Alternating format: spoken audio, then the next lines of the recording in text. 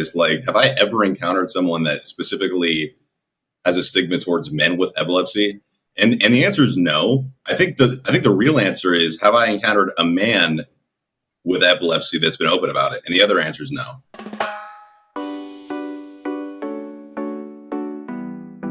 Welcome to Young Adult with Epilepsy Central Coast podcast, Carpe, Seizen, a podcast hosted by a young adult with epilepsy for young adults with epilepsy, because sometimes you just need to hear from someone who gets it. Today's guest on the podcast is Austin, Wendy's son, and one of our brand ambassadors for Yahweh. Welcome to the podcast, Austin. Thank you. How are you doing today? I'm good. How are you? Doing pretty good. I'm doing well. So I just wanted to start by asking, what has been your epilepsy journey? It's an interesting question, because I think for a large portion of my adult life, at least, it's something that I've not even really considered in terms of stigma, in terms of lifestyle. And thankfully, as an adult now who's on a medication that verifiably works, it's something that I don't necessarily have to be concerned with, assuming that I get enough sleep, that I'm consistent with the medication. But I will say, as a kid, for sure, it definitely made quite an impact. I remember, I think I had my first seizure when I was maybe 2 or 3 years old. Doctors were telling my parents that I would inevitably grow out of it. That never happened. I think one of the first moments that definitely made me feel different was when I was in 4th grade, I believe. We were in the computer room for elementary school, and I remember I was typing, I was doing well, and the next thing I remember, I wake up looking out of the backside of an ambulance. And it turns out that what happened was, during this, computer session, I ended up having a seizure, falling onto someone, falling onto the ground. And that was, I would say, a turning point for me in terms of not so much, as a kid, you don't really care about having seizures. It's not really a concern. The concern is being different and being seen as different to those around you. And, after that, I think I got to a point where, as I got older, I recognized that it's something that is not entirely within my control. And so that's something that I really shouldn't be worrying about. But I think a lot of people with epilepsy can relate to this. I myself always worried less than my parents, specifically my mom. No matter what happened, no matter how safe I was, I could literally be locked up with an IV medication drip. And my mom would find a reason to worry, to be concerned about the possibility of her son having a seizure and something happening. So I would say for myself, all things considered, my epilepsy journey has been relatively good. And I'm actually quite thankful, considering how large the spectrum is for epilepsy. I think a lot of people don't recognize that it's not just having a seizure. There's people that have seizures monthly, weekly, potentially even daily. And so considering that I don't have to deal with that and that I'm able to find a medication that works for me, I'm pretty grateful, all things considered. Yeah, I feel that. I was also told, because I had my first seizure when I was 8 months old, I was also told I would grow out of my epilepsy. Never happened. I feel like maybe I don't know anyone that was told that actually happened to. But so maybe that's just a lie they're telling us. Do you feel like since it is Men's Health Month, do you feel like there's any certain stigmas surrounding being a man with epilepsy, or even just men's mental health in general? I think men's mental health is the greater scope, the greater picture of things. I was actually thinking about this, like, have I ever encountered someone that specifically has a stigma towards men with epilepsy? And the answer is no. I think the real answer is, have I encountered a man with epilepsy that's been open about it? And the other answer is no. So I don't think there's a stigma against men with epilepsy as a whole, at least not that I know of. I can only speak for myself. And so I'll give my perspective as to maybe why there's a lack of representation for men. So men are actually more likely to be diagnosed with epilepsy. I think it's like 55% of men have it, 45% of women. So it's not that there's an underrepresentation of men actually afflicted with it. It's more so that men who are dealing with it are less likely to seek help, are less likely to speak out, find other people that are dealing with similar circumstances. And so for me, at least, I think this is less of a stigma and more of a grand idea. So when I'm, for example, going out with people, I'm not only, let's say we're going out at night, I'm not only looking to keep myself safe, but I'm looking to keep people around me safe. I'm a big guy. I'm 6'2". If I'm on a date with someone, I want to make sure that, if we're going anywhere late at night, that she's safe or the group that I'm with is safe. And I think a concern for people, specifically men that have this idea of wanting to, protect people around that they care about, is that if they have a seizure, it instead flips the script entirely, seemingly out of nowhere. I remember one time I was even on a date, and this is the first time that, she had come over, and I had a seizure in front of her, and she ended up telling me later on that she initially thought I was joking because I would, mess with her. So for the first 30 seconds or so, she was saying, Austin, okay, you're funny, stop. And then I apparently didn't. So then she called the ambulance. And funny enough, I ended up having to be the one to calm her and the paramedics down when I came out of it. I'm like, guys, everything's okay. Everything's good. So in terms of stigma towards men specifically, I think there's actually just such a lack of representation that there's no stigma to begin with. I mean, I don't think there is just enough of a representation for there to even be a stigma. So I would not say that for epilepsy regarding men specifically as a stigma. I think a more broader holistic view would just be men in mental health as a whole, is what I would say. Yeah, you're the first man that's at least told me that they've had epilepsy that I've met in my 23 years of living. So I do feel like it is a super underrepresented group. And I feel like it's an underrepresented group when we talk about disability in general. I feel like often the advocates you see are women. And just in general, that's kind of when you see maybe like the Epilepsy Foundation projects or something like that of people telling their stories, it normally is mostly women. And would you attribute that to maybe men not being as open about their mental health, or what do you think that lack of representation is from? 100%. I think a lot of guys, not to stereotype entirely, because I actually grew up in a very welcoming and productive household in terms of speaking on, any issues that I was dealing with. And I think that's a big reason why I'm so open about it. And that it's always, at least when I was younger, confused me. I'm like, why aren't guys like, who cares? Like, just talk about it. But I think there is, I'm in a very specific subset of an area that's very accepting, at least that I grew up in, the Bay Area of California, that's like literally known for being accepting of anything.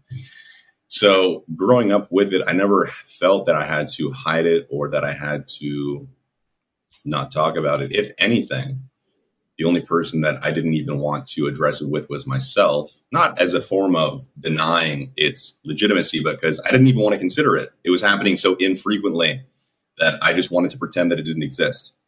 I didn't even have to, want to allow it to occupy my brain space when all these other things were happening that happen when you grow up. So I would say that in general, men are already skeptical in terms of wanting to find mental health support. And I think we can really get into like the macro scale of it. I think there's a stigma in the grand scale of things that if a man goes to get help for his emotional state, that he's weak or that he's admitting that he's weak, and men should be strong. And like, there's this whole, archetype around it. I would say that I think, especially regarding something that is not inherently emotional, that it's difficult to find, because I know for the workshops, we get a largely predominant female audience that shows up to our workshops. But I wouldn't be surprised if these were not their first times that they've at least been exposed to these workshops to begin with. Even one of the girls that joined was talking about how she was trying so hard to get her boyfriend with epilepsy, to join a workshop, and he was so resistant to it. And so I think it's just a greater picture type of situation. I don't think there is, I don't know. I really don't. I grew up in a super accepting area, so it's hard for me to wrap my mind around that, but it's something that I'm going to be hearing more so in the next week, speaking with more men regarding it. Obviously, you grew up in a very accepting area, but going through maybe the healthcare system, did you ever feel like your concerns about how you were feeling about your epilepsy weren't taken seriously because of that, specifically mental health or your emotions surrounding what was happening? That's a good question. Oddly enough, no. I was diagnosed with ADHD at a pretty early age. And when you look at epilepsy and other forms of, I don't know the exact specifics, so I'm not gonna go into details, but I believe there is a correlation between epilepsy and having some other things going on mentally. Looking back, I don't think anyone had ever made the correlation between epilepsy and ADHD or any of these relations to begin with, which is very strange looking back because there's a massive correlation. I think in terms of doctors hearing me out, something that Abby and I both spoke on at the most recent conference that we went to when speaking with some neurologists was more so the black and white approach of these doctors towards kids with epilepsy as opposed to how they're actually feeling. And I think a lot of doctors, it's very easy for them to see the world through a black and white lens and look at it purely through what is medically going to keep them the safest. And so I think I did not feel entirely heard when it came to medication and its side effects. I remember going through a bunch of medications. A lot of them made me extremely lethargic, have memory loss, essentially be in a state of living that I didn't see worth living. And a lot of doctors could not fathom the idea that someone would choose to not take medication that made them feel so bad that they would rather risk having a seizure than deal with the side effects that come with those same medications. And so in terms of, did I not feel heard? I would say that I felt heard, but I think looking back and even now, what it felt like was that every doctor prioritized only a clinical approach as opposed to a holistic one, which looks at both quality of life and safety, which I think should be combined. And a really quick tangent, the one time that I met a doctor, and it's insane that this was, a surprise to me or that it was an eye-opener. I was getting a brain scan done in Arizona, and, they had all these wires hook up to me to try to induce a seizure. I was staying up, nights on end to try to induce some activity in my brain that would be similar to a seizure, to then IV drip me, a certain medication to see if it would be effective. Thankfully, it was. But I remember the doctor came in at one point. It was just me and him. And he said something to me. He said, "You should not live your life only on medication and not experience it. You need to experience life with safety in mind, of course." But something specifically that he said that really stuck with me is that there's really, for all ailments that affect us that we don't have complete control over, there's really only so much that you can do in life. And this goes out for the people that love them as well, that worry about maybe their kids or their friends or their loved ones' well-being, that there's so much that you can do, but you really want to support them living their best life. Whether that's on medication or whether it's not, it's important to recognize that that person's quality of life is also very important. And I think it makes a lot of people feel more comfortable when someone is on a ton of medication and potentially unhappy, because there's a percentage chance that they're going to be more safe as opposed to someone living a better quality of life, potentially on a different medication. There's just so many, subtopics when it comes to these types of issues, especially with how it feels. You're, throwing, mud at a wall and seeing what sticks. That's what it feels like with epilepsy medication. There's actually a very large similarity between epilepsy and antidepressants, because antidepressants as well, you have to take them for, up to 6 months to see if they're effective. And even then, you don't know. A lot of antidepressants, the best effect is none, because a vast majority of them will cause side effects.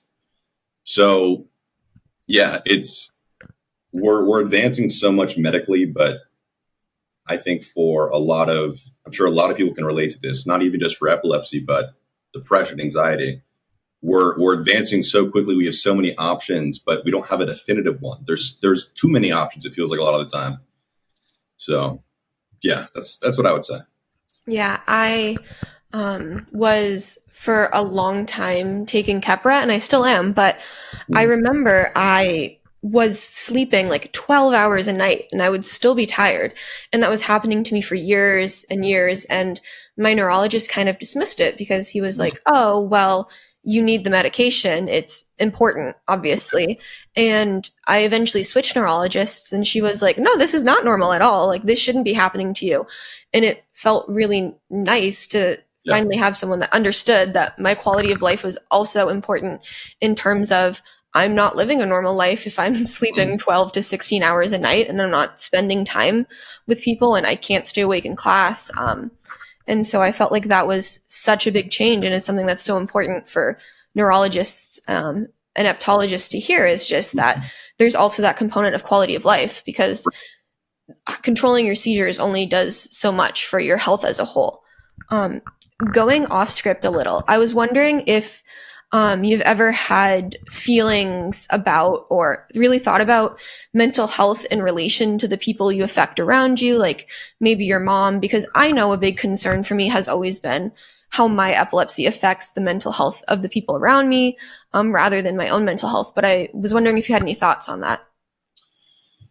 It's a really interesting topic, because epilepsy is one of the few, seizures specifically are one of the few events that occur that can quite literally traumatize the people around you more so than yourself. When someone is watching someone unconscious without any light in their eyes, uncontrollably convulse and shake on the ground, potentially not breathing, that's scary. That's terrifying, especially when it's a loved one, let alone if they even know what is happening. I mean, there's a large chance that someone sees someone having a seizure and they have no idea what's going on. And so your question was, like, if I consider how people around me feel. Yeah. Do you feel like you ever have worries, or maybe take in consideration to some extent too much the mental health of the people around you in relation to your epilepsy? Yeah, I mean, I think this is where boundaries come into play, because on one hand, do I ever want my mom to see me have a seizure? No. Do I ever want a loved one to see me have a seizure? No. Of course not. That's extremely traumatic for them. They're potentially, dealing with a lot. However, when it comes to these types of things that are putting your life at risk, quite literally, it needs to be prioritized for yourself.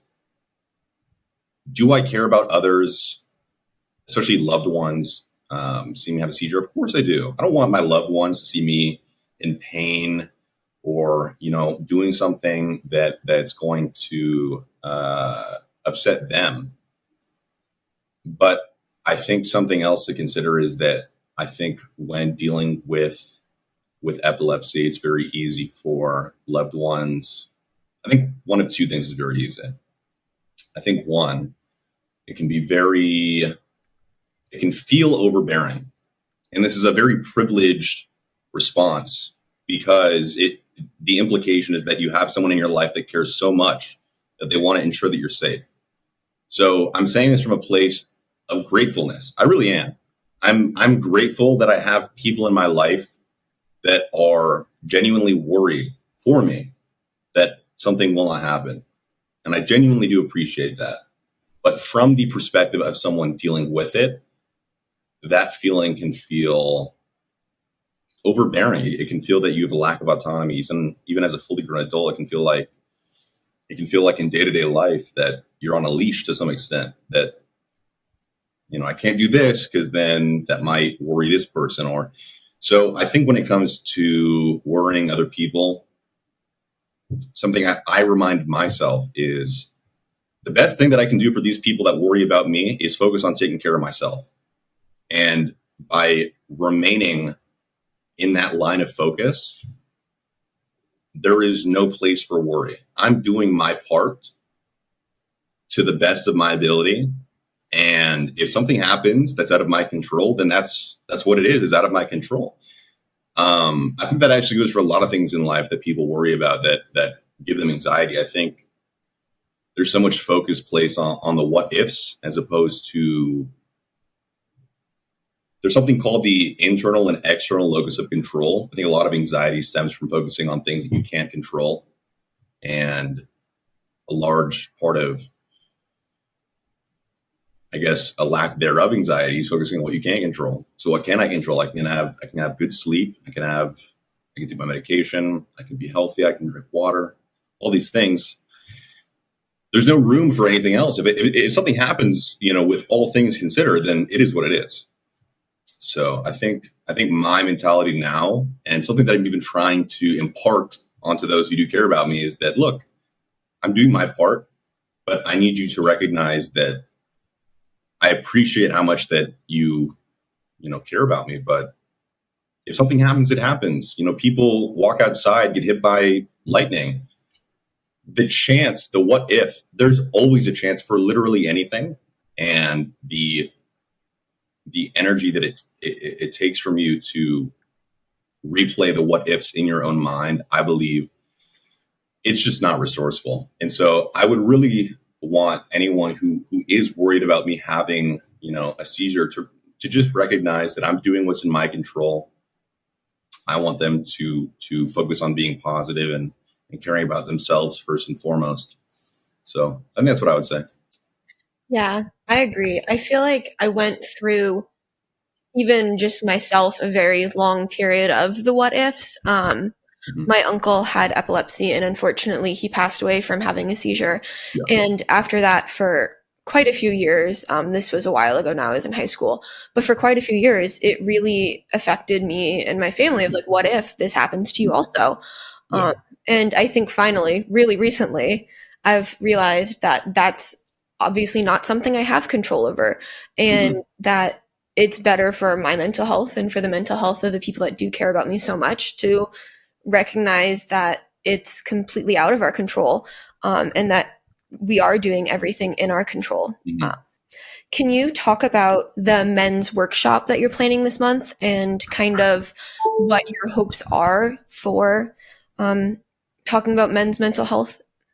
Sure. I mean, when it comes to epilepsy, obviously, as I brought up, epilepsy actually affects, on average, more men than women, which is not a flex, by the way.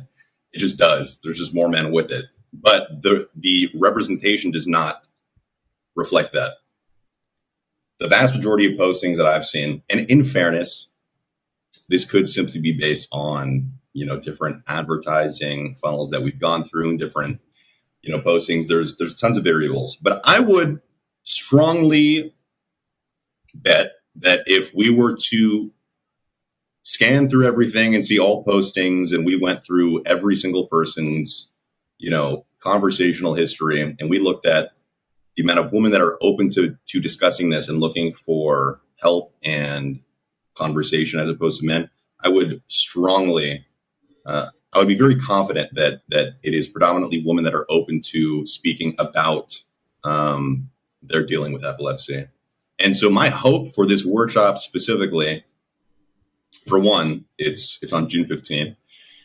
Father's Day is June 16th. So for one, I think it's very good that, like, a very important Father's Day gift, if you want to give one as a man who's dealing with epilepsy, is to let him know that you're going to a workshop for your mental and physical health, that you are going to specifically to have an open and lack of judgment forum to discuss and learn from others what tips that you've used in your own life in either dealing with epilepsy, going through the proper steps of getting prescribed the right medication, and simply having an open space to speak with others on their experience with it. And I want to offer that space specifically for these men to openly talk about it without fear of judgment, because I think that's a big concern when it comes to talking about mental health, let alone epilepsy with a lot of men. And so, yeah,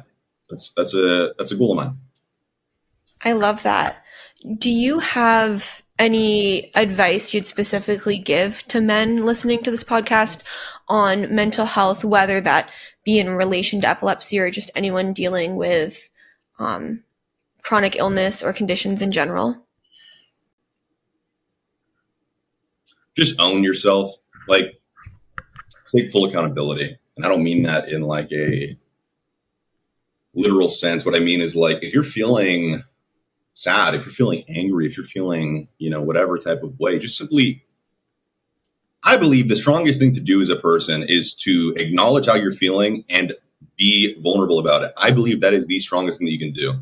If you are openly hurt, if you are openly angry, if you're openly anything, and you are able to open yourself up to a potentially group of people and discuss that is what I believe is where true strength comes from. It is the ability to be unapologetically yourself, unapologetically emotional, and allow that to be seen by people around you. I think that is where true strength stems from. I don't think it's anything else. So my advice to men dealing with epilepsy and potentially mental health on a grander scale is to simply own it. I think it just makes you a stronger person by acknowledging it. And then from that point, you can actually then begin to work on those things, because the first step is just being aware of it to begin with. So yeah, that would be my advice regarding just men's mental health on a grand scheme. Do you think, we've done quite a few workshops at Yahweh on self-care as a whole. Do you feel like maybe an outcome that you're hoping for, or just in general that because of the stereotypes around men and being providers and that in general, that there's less of that openness, whether that be conscious or unconscious, to self-care? 100%. I think, well, I don't want to say self-care, because there's different forms of self-care. So I think self-care in the mental health sense, 100%. I think consciously and unconsciously, men are taught that their form of self-care is through achievement that can be physically seen, whether it be through work, whether it be through fitness, whether it be through activity, hobbies. But I don't think self-care specifically for mental health is seen as the same type of self-care. I don't think it's seen the same, at least from my perspective. So what I would say is that, no, I think both men and women obviously should strive for for self-care, but I think it's just viewed potentially through a different lens. So yeah, it's just something that I think needs to be more uncovered and discovered. And by the way, like, I think another fear, by the way, at least one that I've had when it comes to these, workshops or whatever, is, you think of these workshops where people are opening up and you just think everyone's crying and everyone's just like screaming and like, no, that's not what it is. That's not the purpose. The purpose is literally just to have an open discussion with other people that are potentially dealing with something similar as yourself, to just get some insight and potentially learn from what they've dealt with. You're talking to a bunch of people that are living life to the point that they're even able to allow themselves the luxury on a Saturday to have a discussion with other like-minded people. These people, they work in the corporate world, they're traveling, they're doing all types of things. These are not, crazy people. These are normal, successful people that are doing well in life, that simply want an avenue to discuss with other people what they're dealing with. If anything, it's a symptom of success to even want to do this in the first place, because it just shows that you're trying to acknowledge all areas of life. If you're doing well in corporate, like your work, and you're doing well in, let's say, fitness, you're doing well in all these areas, wouldn't you also want to do well mentally? It makes the most sense, personally, because mentally, that's really what's going to be driving you in all these directions to begin with, is that motivation behind it. And so I think any way to try to improve upon that is only going to be beneficial. So, yeah. Yeah. I was wondering, kind of looking forward, if there's anything else you're hoping to do with Yahweh. This can be related to men's mental health or not. What does the future look like for you right now? So the future for me currently, I'm going to be going to the Philippines in a few weeks. I'll be staying there for 3 months. My stepbrother lives there, so he's going to be, helping me out with any questions that I have. But something that does motivate me going forward with Yahweh as a whole would be to bring it international awareness, because the stigmas are obviously different depending on the location that you're in. So, for example, what are the stigmas regarding epilepsy in the U.S.? Generally speaking, flashing lights, shake on the floor, that's the perception. You go to other countries that are potentially less developed, people have a seizure, they believe that you're being possessed. They believe that, something's inherently wrong with you, that you're not, My point is that the stigmas, ironically, in the US are actually also privileged, because the stigma around it is just like a meme. It's like, oh, I'll show you flashing lights and then you have seizure. It's like a joke, which is obviously not right either. But it's way better than someone seeing you have a seizure and thinking that you're literally possessed by the devil and that you're that you're just, not doing well. So I think bringing it international awareness to begin with would be a great first step, not only for men with epilepsy, but also for mental health. And for women, of course, obviously. So I think that's probably the next step, and then just go from there and see what kinds of attention we attract and just capitalize on that. Yeah, I feel like, and this is my parting compliment to you, I feel like you really stand for some sense of hope in a way, or definitely a role model I've noticed within Yahweh. And I think the visibility in general, you've provided a lot of visibility for men's mental health, especially recently. And I think that's so valuable. And you're obviously someone that's successful, and you're traveling, and you're doing all of these things that I feel like are stigmatized as something people with epilepsy don't do. So I applaud you for being able to be that role model for other people, because I think you're providing currently a lot of the visibility that you've never seen. And I think that taking that first step is so important.